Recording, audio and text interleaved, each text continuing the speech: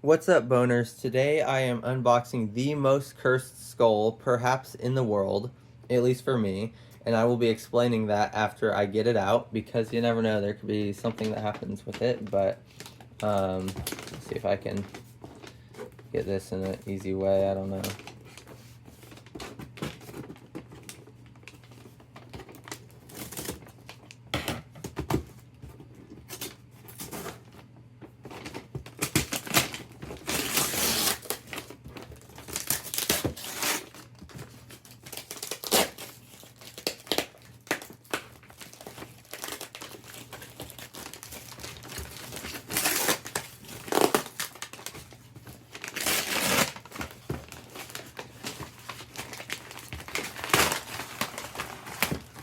Nice, we have it packaged in a peanut cookie box.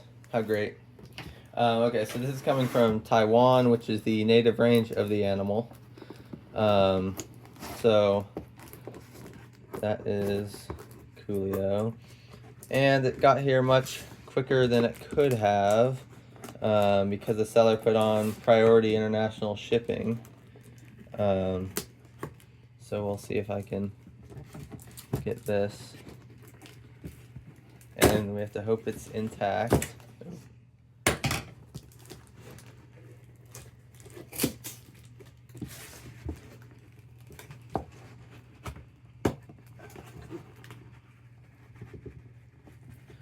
This is difficult. They apparently wrap their things very interestingly in Taiwan.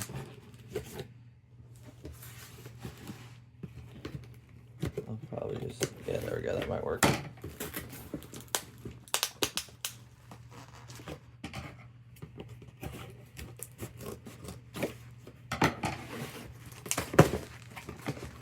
Now we have to just hope it's intact.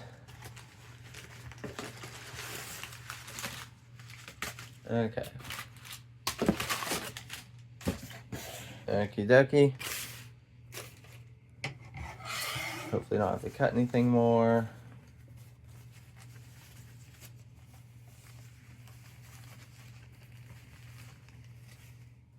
Looks like it is. It's so tiny. Oh, I'm gonna have to glue the bottom jaw together, but that's okay. You never know with these things. Okay, so this is our little dragon skull, as you could say. But yeah, unfortunately, I'm gonna have to glue the bottom jaw. That's fine. But it looks like the rest of it is intact, which is good. So yeah, let me carefully get the bottom jaw detached here. Okay. Yeah. Here we have the bottom jaw. And so that goes like that. So I will have to glue this together carefully. Kind of like that. So there we go. Then the top jaw looks good. We have some teeth that haven't fully grown in because this is a juvenile. But as you can see, we have the antlers, which look more like horns. And then we have the canine teeth, which are true fangs. And it does not have incisors because it is a deer, a cervid. But you can see there it is. And this is called a muntjac. And this is potentially the most cursed skull there is, trying to buy and obtain one of these, at least for me. I mean, other people get them no problem whatsoever, so it just is kind of ridiculous how hard it has been for me to get one. But basically, the first time I ever tried to buy one, I bought from AliExpress. The price was like $100, which is the absolute cheapest I've ever seen. And so I bought that, and I was like, okay, well, this is pretty cool. And so as the shipment, the package was going overseas on a boat. The boat managed to sink, so that was kind of interesting. And the seller refused to issue a refund, so we had to contact the support for AliExpress, and they forced the seller to refund us. But that seller really did not want a refund, even though the package was obviously completely gone.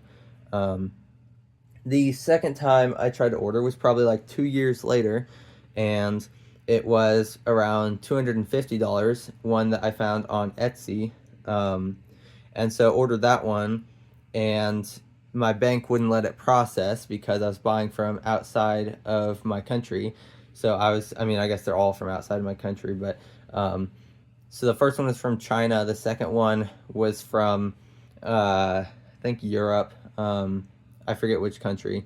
Anywhere, somewhere in Europe. And I ordered this one, and as I'm trying to get it, doesn't process with the bank. It wasn't going to process. So I tried again from the exact same seller, but they had a website. So I tried ordering from their website, and then essentially my PayPal account was destroyed. They deleted it, and like the developers or whatever, the support people, however that works, deleted my PayPal account because they thought I was like not a real person or something. So that was ridiculous. And then, so that was the third time, and that one was actually cheaper than the first time, even though it was like the same skull, because the guy apparently sells them cheaper on his website than on Etsy. Then the fourth time, I bought from a seller in, I think it was Hong Kong. And this one was probably around $230. And I buy this one, and that guy just apparently had none in stock, but he was pretending he did. So he didn't say anything about it. I just ordered it, and then basically nothing happened for quite some time. And I talked to him, and I'm like, hey, where's the package? And he's like, oh, I don't have any. And so he was refusing the refund. So I actually had to file a complaint with PayPal. And then the guy got upset at me because I did that, but he was refusing to refund me. I eventually got my refund like a month or so after that, because this guy was just so stupid and idiotic that he would not want to give me a refund. Then the fifth time, which is this skull right here, I bought it, and of course, once again, my bank account had problems because I was buying from outside of my country. I don't know why some countries are fine and some countries aren't. This one was Taiwan and only $120, so next cheapest. And of course, I actually have it, so I'm very, very happy. But anyway, that time when I bought this one, and that was just like 2 weeks ago or so. But anyway, my bank account, since it was like not cooperating, it purchased it like 3 times, so 123 times. And the reason was because it was saying my account was like frauded or something, like my bank account. And so it was just really having trouble. So it processed multiple times and then wouldn't even let me do anything. So the bank canceled them all, and I repurchased the item, and then it still somehow managed to pay twice.